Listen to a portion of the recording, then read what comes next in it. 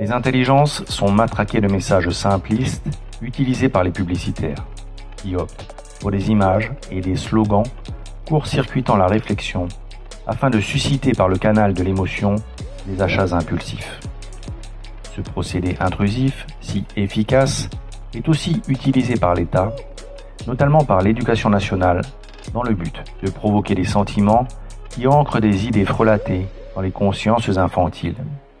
Par exemple, à l'école primaire, l'État inocule aux petits enfants le concept ridicule qui y prétend « mon corps m'appartient », vendu aux parents sous le label rassurant de « personne n'a le droit d'y toucher ». Fini l'Antiquité, où le père de famille avait droit de vie et de mort sur toute la maisonnée, ou l'époque où les enfants étaient considérés comme la propriété privée de leurs parents. Heureusement, on a évolué vers une société moins violente et plus égalitaire. Mais qui, en réalité, prépare le « j'en fais ce que je veux », qui sera développé quelques années plus tard chez les adolescents, si imprégnés de ce faux principe, ils seront incapables d'en comprendre l'ineptie et la dangerosité pour le salut. Car rappelons-nous que notre corps est une partie de ce que nous sommes, et non pas une propriété privée dont nous pouvons disposer à notre guise sans en être affectés. Notre corps n'agit pas indépendamment de nous. Nous ne sommes pas les spectateurs ou les bénéficiaires de ses actes, mais les acteurs de ce qu'il accomplit. Nous sommes dans une colo très spéciale, exclusivement réservée à des enfants et des ados qui ont décidé de changer de sexe. Matt ne s'est jamais senti à l'aise dans son corps de garçon. C'est la première fois qu'il vient dans ce camp. J'aime me maquiller.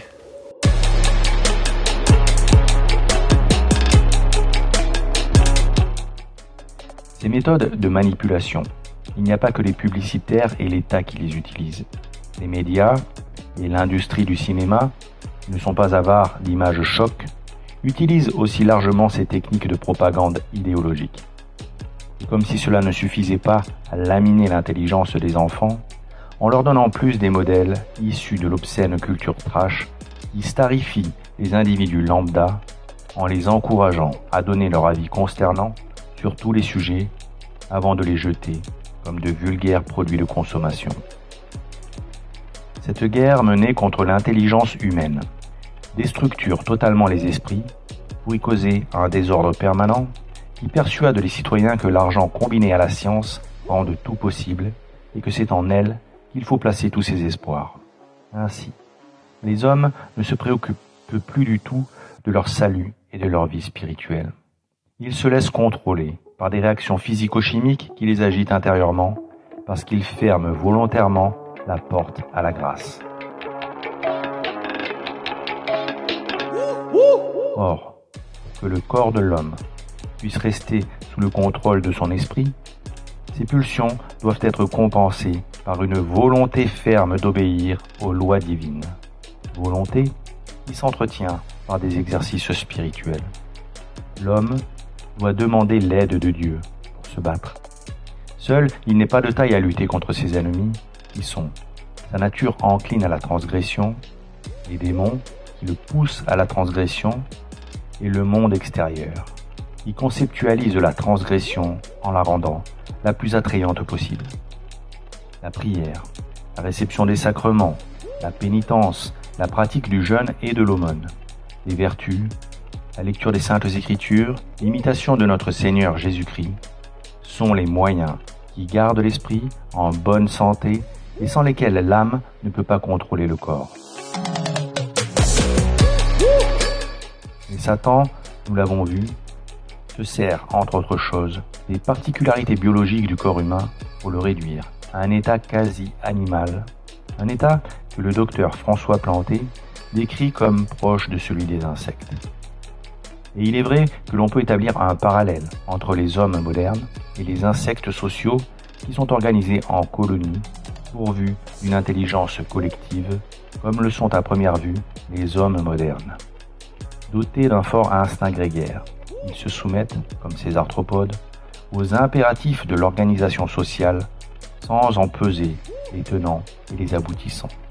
Et comme les insectes, ils acceptent de se spécialiser, même si cette spécialisation leur assigne un rôle déterminé dont ils pourront difficilement se départir. Cependant, la grande différence entre les hommes et les insectes sociaux, c'est que si les fourmis ou les termites s'activent sans répit en agissant pour un bien supérieur, la survie de leur colonie, par une obéissance innée aux lois divines qui les poussent à travailler selon leur spécialité, les humains, en revanche, réduits dans leur immense majorité à l'état de consommateurs, n'agissent pas au nom d'un bien supérieur. Au contraire, ils s'activent en obéissant aux lois de Mammon pour gagner de l'argent, dans un but égoïste de recherche de confort, de bien-être ou de plaisir. Il en résulte une organisation sociale chaotique, sans schéma directeur, ni but stable, ni orientation cohérente et durable, si ce n'est la damnation du plus grand nombre. Le travail, s'il procure le superflu et le nécessaire vital, est malgré tout très souvent perçu comme l'obstacle majeur au bonheur terrestre, cette chimère que tant d'hommes recherchent et qui consisterait à faire ce que l'on veut, quand on veut, sans se soucier de son devenir éternel. La communication, ce fléau du XXIe siècle, tant vanté et soi-disant si important, est basée sur les techniques du marketing publicitaire. Elle cherche à faire passer les messages simples, les concepts, le plus vite possible, sans faire appel à la réflexion. Le principe de la communication n'a rien d'humain. Elle rabaisse les hommes au niveau des insectes, qui dégagent des phéromones pour envoyer le même message basique aux autres insectes de leur espèce. Tout doit aller vite, le plus vite possible, et dans le même temps, le monde doit proposer toujours plus d'activités relaxantes, chronophages. Internet, jeux, réseaux sociaux, séries, films, autant d'activités qui empêchent la capacité de réflexion de se mettre en route. C'est à Dieu que l'esprit doit être soumis. C'est pour Dieu que l'homme doit œuvrer, et non pour l'humanité, placée au-dessus de toute chose. Et Satan a créé, grâce à la technologie et à la science dévoyée, un monde qui est une nasse très attractive pour les âmes. Les entrées de ce piège sont difficiles à éviter, et une fois tombé dans ces agréables filets, il est quasiment impossible de s'en extraire. À moins d'une grande grâce, ce monde, créant de véritables addictions, nous l'avons vu. Toutes ces attaques démoniaques contre l'intelligence des hommes n'ont qu'un but: déstructurer l'esprit afin qu'il ne raisonne plus convenablement. Car le démon sait pertinemment que la foi est un mouvement de l'intellect, une adhésion de l'intelligence à la vérité révélée. Une foi basée sur des sentiments et des sensations est une foi fragile, car les sentiments, les sensations et les impressions sont volatiles. Une foi basée sur l'adhésion de l'intelligence est beaucoup plus solide. Et c'est précisément pour cette raison que Satan fait tout pour que les hommes se laissent envahir et guider par leurs sensations et leurs sentiments.